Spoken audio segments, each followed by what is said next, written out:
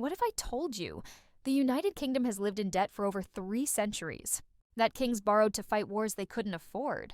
Empires rose, fell, and yet the debt never disappeared. So, let me ask you something. Was there ever a time when England had no debt at all? Because before we find out how much the UK owes today, we have to go back to where it all began. It's easy to look at Britain today. The skyscrapers of London, the calm of Westminster, the quiet power of the Bank of England, and assume this island stands on solid ground. But beneath the surface lies a truth that few like to talk about: debt, centuries of it.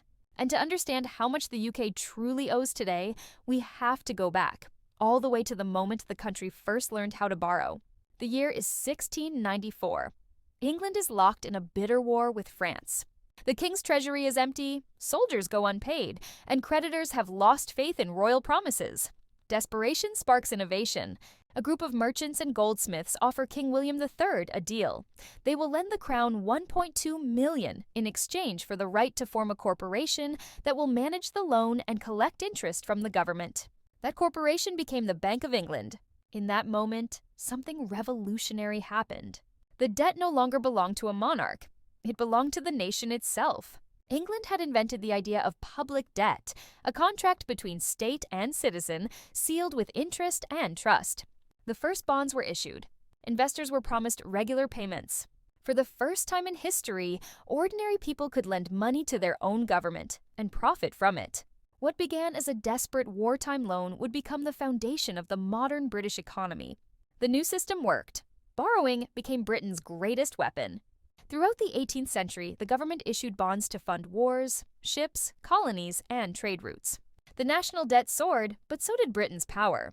By 1750, Britain owed around $78 million, enormous at the time. Yet investors kept lending. Why? Because Britain paid its interest. On time, every time. That reliability turned London into the financial capital of the world. While rivals like France defaulted or inflated away their debts, Britain built a reputation for honoring them. By 1815, after 2 decades of war against Napoleon, Britain's debt stood at $834 million, more than 200% of GDP. The numbers were staggering, but the empire had won.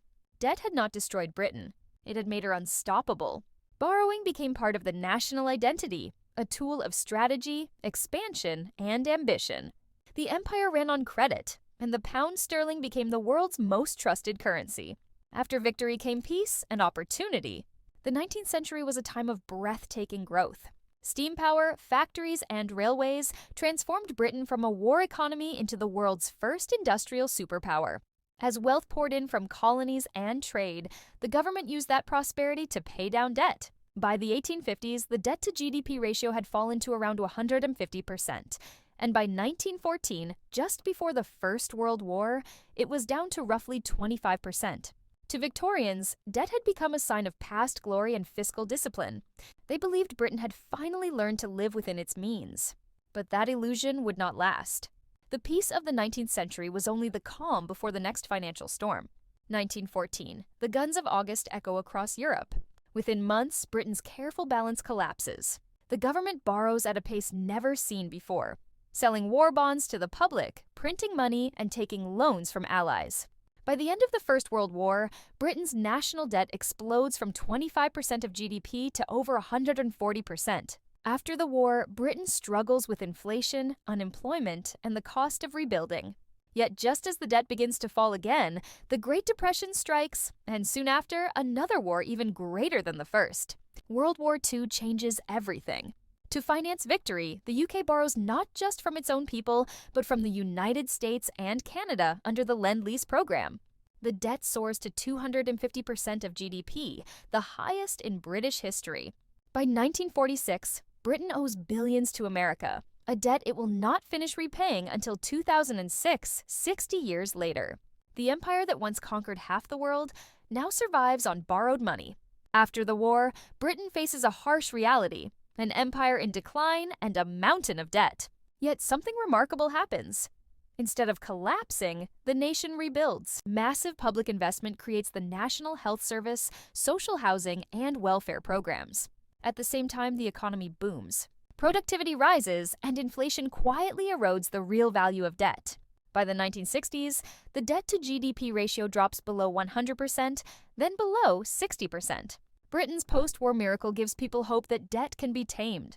But behind that optimism lurk new problems: global oil crises, inflation, and industrial unrest. In 1976, the UK faces a humiliating moment, turning to the International Monetary Fund for a $2.3 billion loan. The world watches as the once mighty empire is forced to accept IMF conditions to stabilize its currency. Britain learns again that debt is not just numbers on a page, it's power, and sometimes that power belongs to others. The 1980s bring deregulation, privatization, and new economic confidence.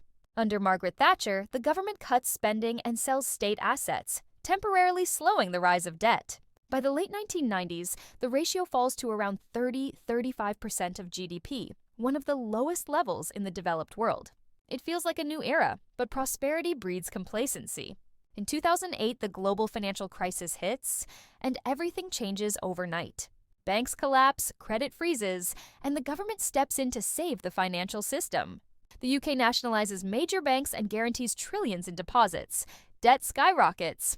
Within just a few years, Britain's public debt more than doubles, climbing past 70% of GDP. For the first time in modern memory, austerity returns. Budgets shrink, services are cut, and the public begins to feel the true cost of financial rescue. 12 years later, another crisis. Far more global, far more human. The year 2020 brings a pandemic that halts the world. Businesses close, travel stops, millions are furloughed. The government launches massive support programs, paying wages, funding hospitals, and protecting industries. It's the largest peacetime spending surge in British history. The result? Public debt crosses $2 trillion for the first time ever, nearly 100% of GDP. The Bank of England prints money on an unprecedented scale through quantitative easing, buying bonds to keep interest rates low. For a while it works. The economy recovers, markets stabilize. But as inflation returns and rates rise, Britain faces a new problem: the cost of servicing that enormous debt, billions every month, just to pay interest. By 2025, the numbers are staggering. The Office for National Statistics reports that the UK's public sector net debt stands at around $2.7 trillion, about 96% of GDP. That means the nation owes nearly as much as it produces in an entire year. Put another way, every man, woman, and child in the UK effectively carries $39,000 of national debt. Interest payments alone consume over $110 billion annually, more than the government spends on education. Debt has once again become Britain's invisible empire, shaping policy, politics, and the daily lives of millions. But this time, there are no colonies to fund it, no new lands to conquer, only the long shadow of promises made long ago. Economists debate what comes next. Some argue that as long as investors trust the UK, high debt is sustainable. After all, Japan's debt exceeds 250% of GDP, and markets still lend to it. Others warn that rising interest rates could push Britain toward a fiscal crisis, where even small changes in borrowing costs trigger massive budget shortfalls. The government faces a dilemma: raise taxes, cut spending, or borrow even more. Each option carries political risk. And beneath it all lies a deeper question. Has debt become the price of stability itself? For centuries, Britain's borrowing funded its wars, industries, and welfare state. It built ships, railways, hospitals, and social safety nets. Debt built Britain, but it also binds it. So, after more than 3 centuries of borrowing, wars, crises, and recovery, how much debt does the United Kingdom have? As of 2025, the total stands at $2.7 trillion, roughly 96% of national income. It's one of the largest debts in Europe, but far from the largest in history.